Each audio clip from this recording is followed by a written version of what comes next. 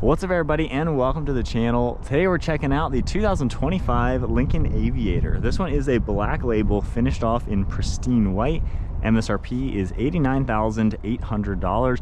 What do you guys think? Is this just a dressed up Ford Explorer, or is this a true luxury vehicle competing with some of the best from BMW, Mercedes, and Audi? Do you think Lincoln is on track to be a super successful and high-end luxury brand? Let's go ahead and take a look at what the new Aviator Black Label is going to have to offer. One thing with the air ride suspension, this can raise like 4 or 5 inches, get slammed on the ground or lifted up high, which is a pretty cool thing to see. So from here, underneath the hood, you're going to get a real powertrain. So this one is going to have a 3-liter twin turbocharged 6-cylinder motor that pumps out 400 horsepower with 415 pound-feet of torque. We get a 10-speed automatic transmission. It's also all-wheel drive. Curb weight's around 4,800 pounds, and this can tow 5,000 pounds. We have a 20.2 gallon fuel tank, and you're looking at 17 in the city with 25 out on the highway. For the overall style, I like these LED headlights. They have a pretty neat look to them. You can see the amber color, and actually we are now lowering automatically, as you can tell, just a little bit. So this thing's gonna get slammed to the ground. You got the really nice daytime running lights as well. And then I like the chrome trim throughout this front grille. Lots of black trim as well, Lincoln badge, safety sensors, forward-facing camera. Got more trim down below, a little bit of chrome throughout the bumper, and a nice side trim piece on that front bumper as well. But pretty cool design. It looks really cool, slammed to the ground now. You're gonna get some smooth lines throughout the hood, just giving it a nice classy appearance. And then around the side, there's body colored fender flares, set of 22-inch wheels, along with a nice, just like a spiral design with a two-tone color. You can see just a nice trim. Aviators written out on this trim piece, and we have some chrome trim down below. You're gonna get black on the side mirrors with a turn signal as well as the camera. You have the body colored door handles, and then chrome trim in the upper and lower portion of all the windows. There's also black trim throughout it just to kind of make all the glass seamlessly blend together. At the side profile with it slammed to the ground. Pretty unique looking. We'll raise it back up in just a second. Up above, you have some nice roof rails, a panoramic sunroof, and good profile overall. Nice proportions. It's a 3-row vehicle. You have some sharp body lines cutting into the back, a nice integrated spoiler, and then a cool design for the LED taillights. Got Lincoln written out, chrome trim down below with a dual quad-tipped exhaust. Your trailer hitch is going to be integrated under the cover. Got all your parking sensors and everything. And overall, I think it's a pretty good looking vehicle. So let's go ahead and just fire it up, raise up the suspension real quick. So of course, foot on the brake, fires up, and we do have our drive modes right here, which will also configure everything. So if I go into the off-road setting, the deep conditions, everything is going to start raising up, and you can get a better idea of this in the normal suspension. But as we take a look at the cargo space, you're going to get a button back here, and lifting that open, you can take a look at all the cargo space. Now with the full seats all folded down, you can get a good idea, about 77 cubic feet.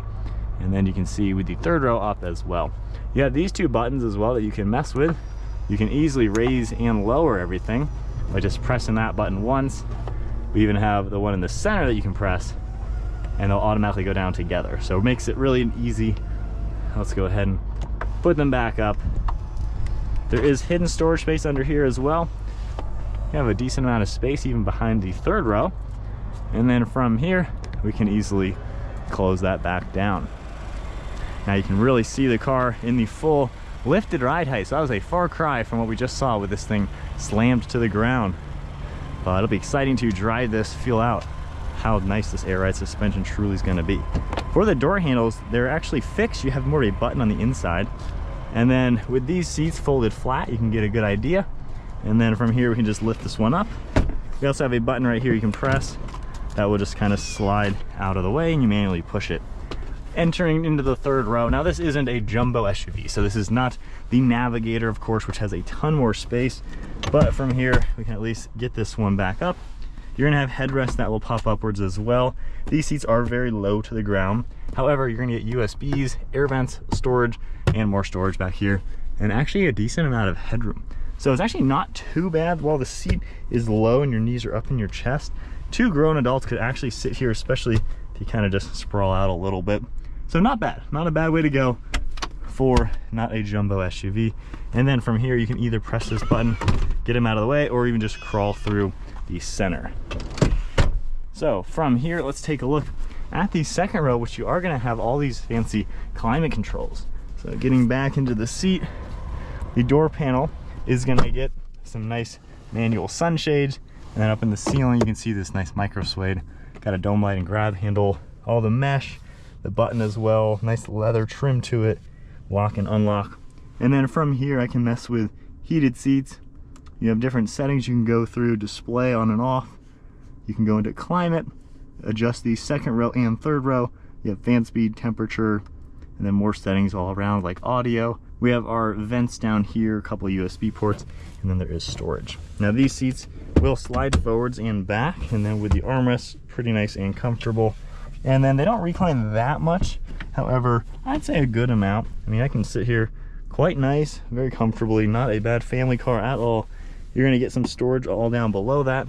And even with the driver's seat at my height, you know, I still have plenty of legroom and everything. So definitely not a bad place at all, a good family vehicle. Nice sunroof up above, and then you just press the button, pop open these doors. So from here, you notice that it is a lot higher getting out with the suspension, but we can go into the inside, and we also have the keypad right here to lock and unlock it. You're gonna get a soft touch material, more of the leather, all of your controls, and these are all seat controls. We have different backrests at the bottom, and these are independent leg supports. So when you mess with any of these, you can see how everything will change. So really nice to have independent comfort right there, and then these ones, you can make the backrest independent. Headrest as well is also movable. Gorgeous seats with all the leather perforations, contrast stitching and piping, and then a nice black leather wrapped steering wheel. So entering through now, we can close the sunshade. You have a huge sunroof up there, more than micro suede. You're gonna get a sunglass holder. We have garage door buttons as well. More of the glass controls, and then that nice thin mirror. And then looking at the interior, smooth black leather. We have our voice commands icon, some volume controls as well as cruise control. And then when those are active, you can see all these buttons down here that will turn on.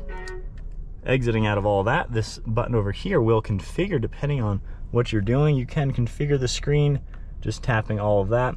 And then if you configure things differently, you can see how everything changes going through all of this.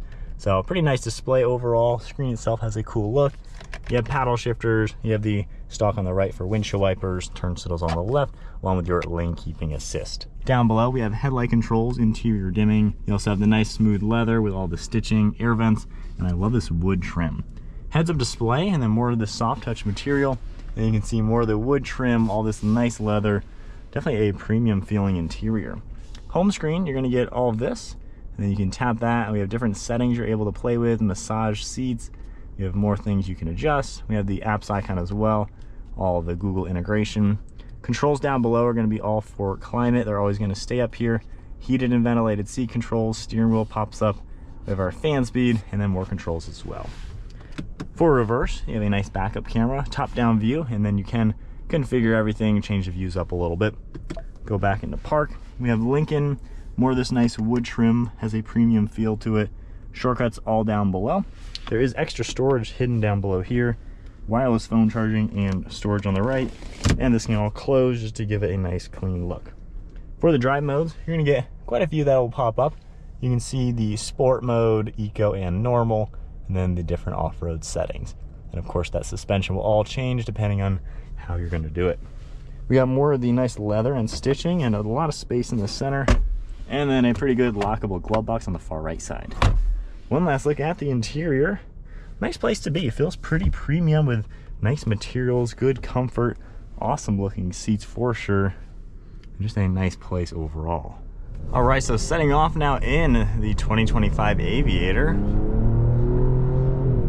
Just giving it a little bit of throttle up to speed. The 6-cylinder is quite peppy. It's nice to see a real engine like that in this versus just a 4-cylinder. I think there's something about having not a 4-cylinder in a big vehicle that really goes a long way.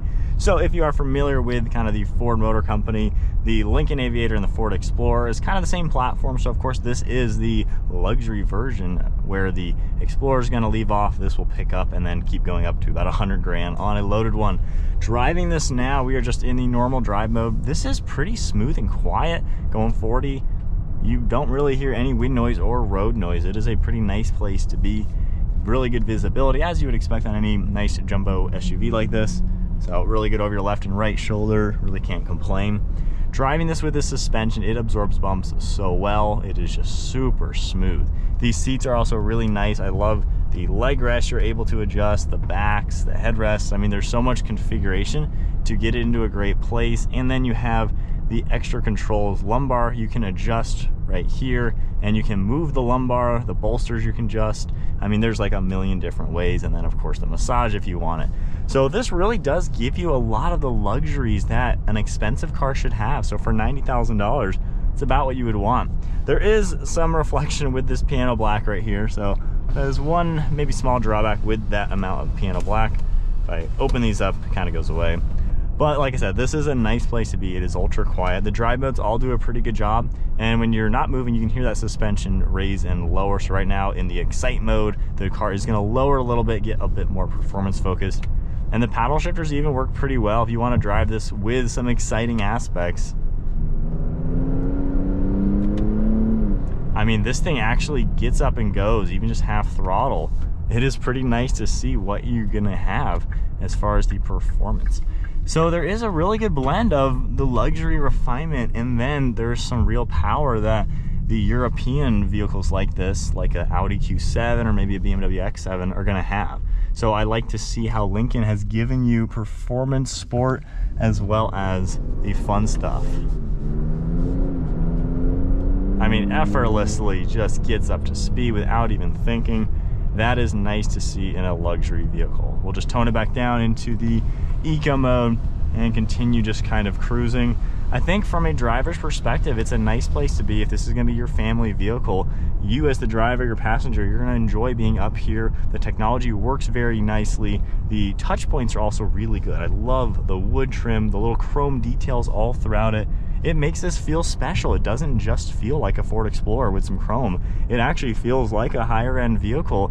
And honestly, some of the European cars don't even have this much leather, soft touch, and wood trim throughout it.